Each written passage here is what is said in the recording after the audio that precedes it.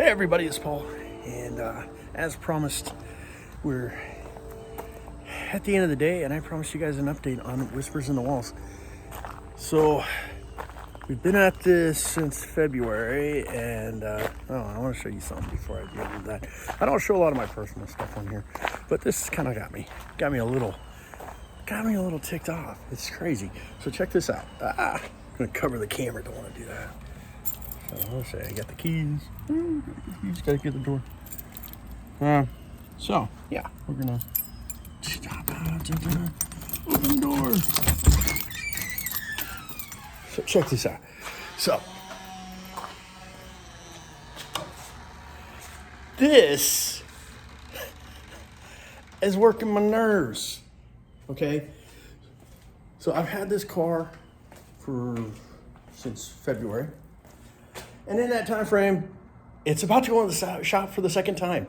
Both times, hardtop convertible. For some reason, this thing I cannot figure out what the issue is. But whenever I either close it or open it, it gives me warning signs. It just can't handle it. So, yeah.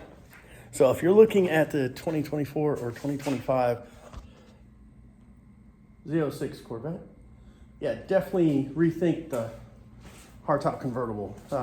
It's kind of a pain because if it opens and then it won't shut down. Last time it wouldn't shut down, it wouldn't latch and lock. So it's like it's got these little locks right up here and it wouldn't do that.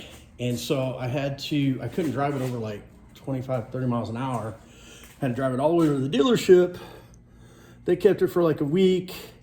GM sat there and said, hey, do these things to it. So they did that. And then, yeah, it kind of sucks. So now I'm out about on Saturday. We're going around doing things. And I go to put the top down. It won't even do anything. I'm like, what the hell, man? So needless to say, yeah. Don't get me wrong. Love the car. Love the car. Car's great. You know, I've had a few Corvettes over the years. Zero complaints about that. But it really drives me nuts that it's about to go back into the shop. So, that being said, the whole reason we have this video today, it's not about my car. That's a whole different channel. So today, I wanted to give you guys a quick update on Whispers in the Walls. Now, we do have some investors that donated money to the Indiegogo campaign a while back. So I'm going to be sending an email out to all of you, giving you a chance to kind of get a more deep inside look into the process that we're working on. As many of you know, we're working with Franco Salmon out of Southern California. He's an established producer, has been doing it for about 20 plus years. And we are in a development deal. We've been in one since February. And the exciting part is it's been a great experience. It really has. I've learned more about writing and working on the script. We did a complete revision, actually a complete rewrite. I told you guys about that back in, June? Yeah, something like that. So we did a rewrite in June, and in that rewrite, went off to the script writer, Lorraine. I think she's out of Tennessee, Florida. She works in the industry pretty extensively. She works a lot with Franco, but she works a lot with other people as well. And she gave me a lot of good feedback on the script, and she gave me that 36-page report. And then we did a call after I had a chance to kind of like go through and digest the whole thing, talk to Franco, and we went through the whole process together. So after that, I had a much better clear, but she gave me a couple tips that I hadn't heard before. So I've only been doing the film thing for 6.5 years, 7 years. Nobody has ever said anything about Save the Cat. Nobody. All this time I've been doing this whole writing 3-act process, act 1, act 2, act 2A, act 2B thing. Hell, I didn't even know about the act 2B thing. So the whole reason I write my own scripts is because nobody will part with theirs. It's like they give birth to the damn things. They won't give them up. So I have no choice but to write my own scripts, which I have begrudgingly gotten better at, but obviously long way to go, and I'm not a professional writer. So it's a learning process, which every time I work on a project, I'm trying to gain something, learn something as I go. Oh, by the way, look, hey, check it out. my neighbors finally cleaned their backyard. It's amazing. So unfortunately now I see their house. Kind of liked it better when it was overgrown. I didn't have to see it. After I went and cleared all that fence line, now I get to look at their house. So, so after that, which was, a few weeks back, it's about 2.5, 3 weeks ago. Watch my hands, sorry about that. The next step was to go through and take another pass at the script. Not a complete page 1 rewrite like the first draft was, but just kind of like go through, clean it up. And she gave me some advice. She said I should really look into Save the Cat, which, like I said, I'd never heard of.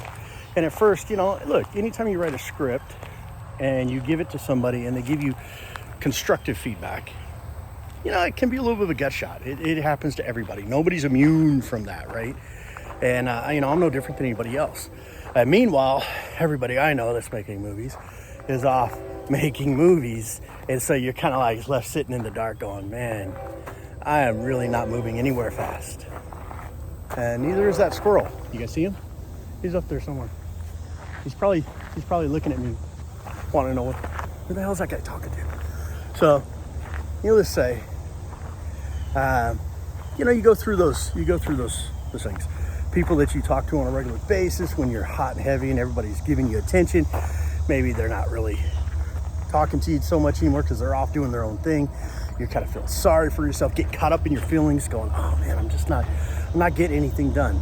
Well, the truth is, this is a long process. This is a drawn out process. Nothing gets done quickly. And I am the self-described the slowest filmmaker in East Texas. So that's another thing, But here or there, I'm excited that I have met my casting director, Michelle. She's out of LA. She's worked on a lot of really, really big films over the years. And I'm hopefully going to meet the line producer in the next couple weeks, 3 weeks tops. Once I get finished, the key is I got to finish this next revision of Whispers in the Walls, which I can tell you after watching the Through the Ghost process, going through all of that, as my mother is about to stalk me down here. See, watch this scare. I'm scared. See if I can hide from her. She just came out.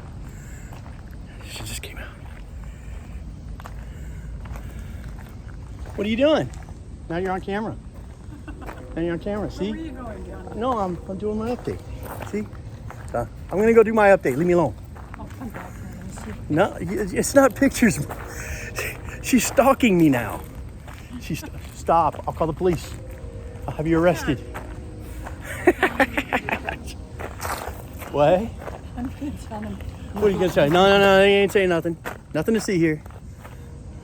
I got to go finish this. I'm supposed to be giving them an update. Oh, who, dude? Oh, for the people that are following Whispers in the Walls. It's all about her anyways. So, You better do a good job. I'm working on it. All right. I'll be there in a minute. When I get to see coverage. All right. I'll let you. You can't follow me. You can't follow me. I can't do this if you're standing here following me around. I want to go back to the house. We'll go back in the house. Go back inside. I'll be done in a minute. You don't need to be out here in this heat anyways. Now we're taking her in the house. Come on. This is why you come outside. All right. I didn't even let the doors get closed. I'm going to have to cut all this part out of it. That's okay. That's all right. Okay. All right. Say bye, Mom. Say bye. Bye. Say bye. Bye. All right, here we go. All right, so where was I? I'm going to go do my thing. Got to give everybody an update.